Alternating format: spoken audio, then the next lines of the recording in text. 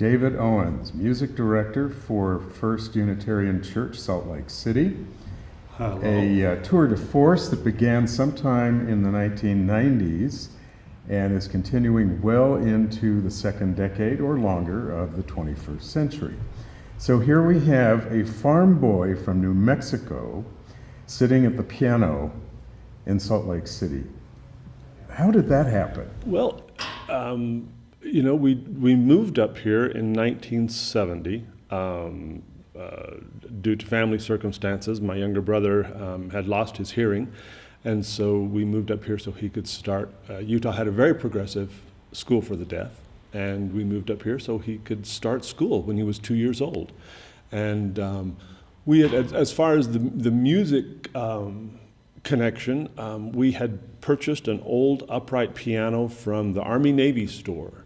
And there was a woman out on the river who started giving my mom piano lessons. And I was keenly interested in that. And by the time we moved up here, when I was 8, it was pretty obvious that that was something I wanted to know more about. So I followed through with that and eventually wound up, I guess, here. I understand that way back in 1982, you found yourself walking in the front door of the Unitarian Church and promptly ran right out. You know, it was just too, I wasn't ready for it yet. And yeah, I remember showing up, and it was so different from any sort of religious background that I had been familiar with. And so, I came in, went out, and then, 10 years later, something like that, I walked back in and just sat very quietly on the back pew. It would appear that you spent a lot of time sitting at the very back pew trying to determine whether you wanted any further affiliation with this church, and then you met Rebecca Heal. Well, I knew Rebecca from years ago. She used to pick me up at junior high school before I could even drive and take me to her voice studio when she was teaching voice in Murray. So she would pick me up, and I accompanied her students. So that would be, 1976, 77, maybe a little later than that. And so I knew her from a long time ago. Did she introduce you in any way again to the Unitarian Church? We sort of, no, well, I saw her here, and I said, do not tell anybody that I play the piano. And as it happened, the music director at the time, Susanna Carrington, was pregnant and suddenly needed a substitute. And Rebecca said, just do this one thing. Just do this one little thing. And that led eventually to an introduction to a search committee, I understand. Uh-huh. Yeah, about the same time. I mean, I was just being intermittent with helping Susanna out, and about that time, I guess she tendered her resignation, and then they put together a search committee, which included some pretty prominent music folks, not only of our congregation, but of the local music scene. Martin Zwick, who was clarinetist with Utah Symphony, Steve Emerson, cellist, and they approached me, I think if I remember correctly, 3 different times. And finally Marty said, you're a damn fool if you don't take this job. It's made for you. And so I said, okay, I will. And at that time, the church was ready to let the music department really, really grow. It was I don't know that I want to say insubstantial, but there was not much. The choir was 10 or 12 people. Basically, when Susanna, she would walk in, play her hymns, and be done with it, and that was about it. So there wasn't a music department or program the way that that we see it now. In previous discussion, you brought up the phrase the music ministry. Can you elaborate on that a bit? As that kind of developed, it just sort of became self-evident that it was a music ministry. It was a component of ministerial work here at the church that parallels some of the other, ministries. And one of the critical components of music becoming an essential part of all the services was Tom Goldsmith. Huge. It's impossible to say how important he's been for more than my 20 years here.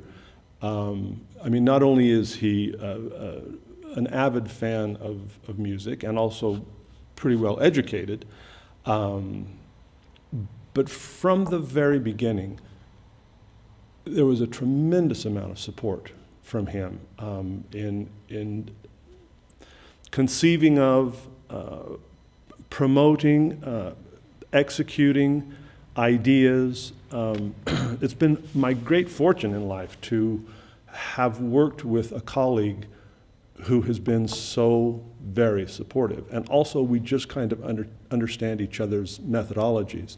And he also backed the promotion of the music department financially as well.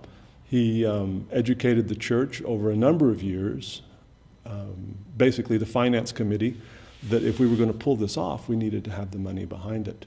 And that allowed us to really expand different ideas and explore some new ways of voicing that musical sound here at the church. I came up with the idea of doing some sort of a memorial service that was entirely music-based. And it was very easy to look at a requiem as that program. Tom was very amenable to essentially turning the service over to that program. And gosh, in reading through Stax, I came upon this Ellingbo Requiem, and we did it that year, and then maybe a year later, somehow Bradley Ellingbo heard that we had done it, and he was at that very time putting together a larger ensemble to perform in Carnegie Hall, and he invited us to join him in that adventure. One of your major achievements at the church was I believe the creation, or at least the instigation of a kids group, a junior choir, junior singers. How did that come about? Again, I can't take credit for that, and I defer back to bringing Rebecca Heel into the conversation. When I first came here, she was working with the kids. I think her son Baxter was just entering the RE program at that time, so he was very, very young. And Sharon Strong was also, I think Sharon played the piano and Rebecca was conducting those kids. So I knew there was a precedent for, having a kids choir. And I've always really, really enjoyed working with kids. If I weren't at the keyboard every Sunday, I would teach Sunday school. But this was a good way to not only get to know the kids in our congregation, but also expose them a little bit to music as much as we can. After 20 years of kind of doing the same thing, it has grown, but it's grown sort of being the same. And I think after 20 years, you need to shake it up a little bit. And once again, Tom came to the fore with that discussion in advancing our budget extremely generously, and also inviting the conversation to think anew. We had a few years ago started integrating, as you'll find more about, the prominent musician and conductor and composer David Zabriskie, and he brought in a new energy, new ideas, new contacts that already before this watershed year that you sort of mentioned had re-energized and given us some new potential and some new direction. We started our second choir this year. We had just eventually outgrown this space. I mean, it was just a matter of basically logistics, as well as a group of people wanting to commit even more time and resources into that music ministry. And so what's next? I'm not sure, but we're still having a pretty active conversation about it. Before we introduce David Zabriskie to the interview scene, I wonder if you'd be willing to share some of your own music with us at the piano. Sure. I'll just give you a little piece of something, I guess. I don't know.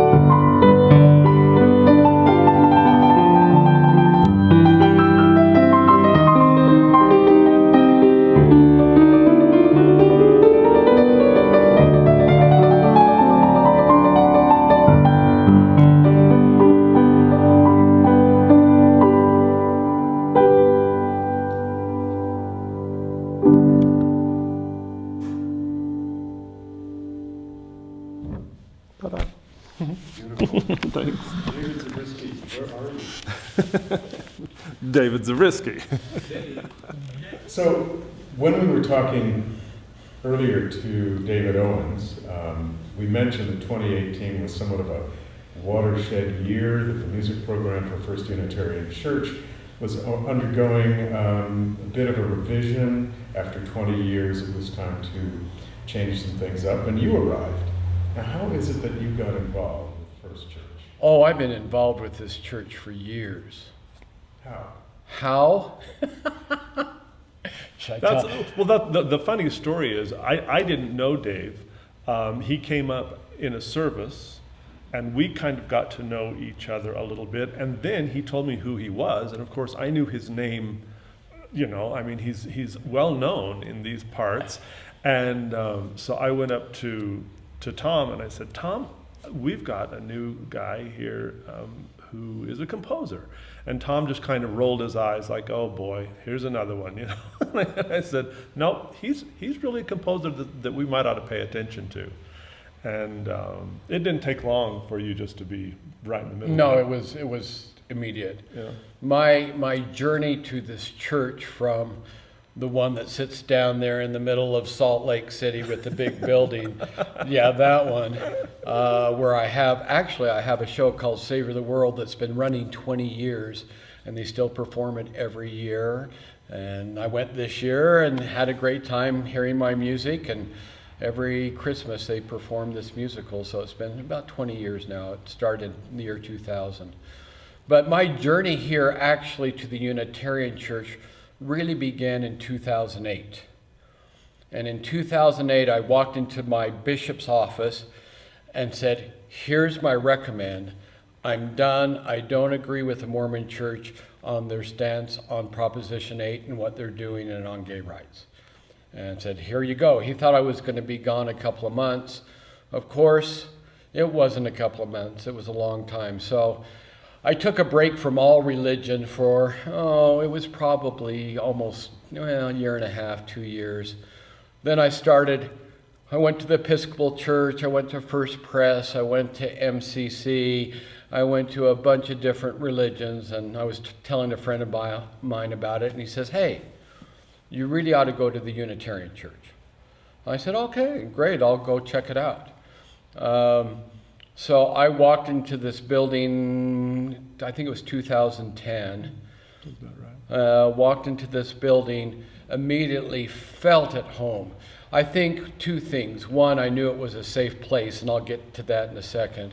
And the second of all is that it reminded me very much of the Bountiful Tabernacle that has kind of similar architecture things. And that's where I grew up, was in Bountiful. So seeing the chandeliers and the way that it was built reminded me very much of where I grew up in the Mormon Church. But my whole journey coming here was life-changing. Some people would say it was a phenomenal change. Other people said I met the devil and it has destroyed me. But my whole change coming here is that once I got into the Unitarian Church, I came out of the closet, I ended up getting a divorce, left the Mormon Church, and here I am now working with the Unitarians. So it's been quite the journey for me. It's been life-changing, actually. The first piece I wrote for the Unitarian Church is called May the Light Guide Thy Footsteps, something like that, by Reverend Kathleen McTeague, who's out in Connecticut. I took a little bit out of the UU hymn book and took her text and wrote a piece. I knew immediately coming here that it was a safe place for me to come out of the closet, that I wasn't going to be judged, that I wasn't going to be put down.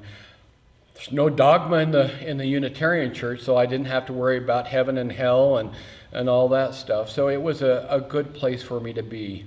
A couple memorable things at the beginning was, of course, Mr. Owens. We've become best friends. We immediately just connected, and we've been friends ever since.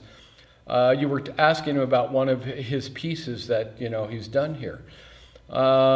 There are two pieces that David did that I remember very well, upside down the other. One is I Am a Unitarian, that we all sing with our badge right here. That was brilliant. And then doing a Christmas Eve service, I'm going, Unitarians don't believe in Jesus. You can't say Jesus, Savior, Christ, Atonement. You can't do any of that Christian stuff that I came from. So doing a Christmas Eve service was fascinating for me here in the Unitarian Church. As far as my education is concerned, did my undergraduate at BYU, did my master's and doctorate in composition at Northwestern, while also continuing to study conducting both choral and orchestral. So I have a big background in choral conducting. One of the major achievements of yours, as well as the church, has been your requiem. How did that come about? The whole requiem really began, first of all, writing the piece for the choir in 2010 that they did, and then watching them doing the Ellingbow and going to Carnegie Hall to do Ellingbow and coming back from that experience, and then hearing of the whole tradition of, we have a memorial service every year for the members who have passed on in the church, and we do requiems, which I thought was fantastic. I didn't know of another church that really did this kind of thing. It's a fantastic tradition that they have, and it brings the members together. And the nice thing about the requiem, it doesn't matter what spiritual path they're taking, it relates to everybody. So to do this from a music department side was brilliant. So as they came back, of course, I was getting involved with Unitarian Church. I had written, gobs and gobs and gobs of music for the Mormon Church. I'm a composer. This is what I do. I said, hey, David, how about if I write a requiem for the choir? And we went, wow.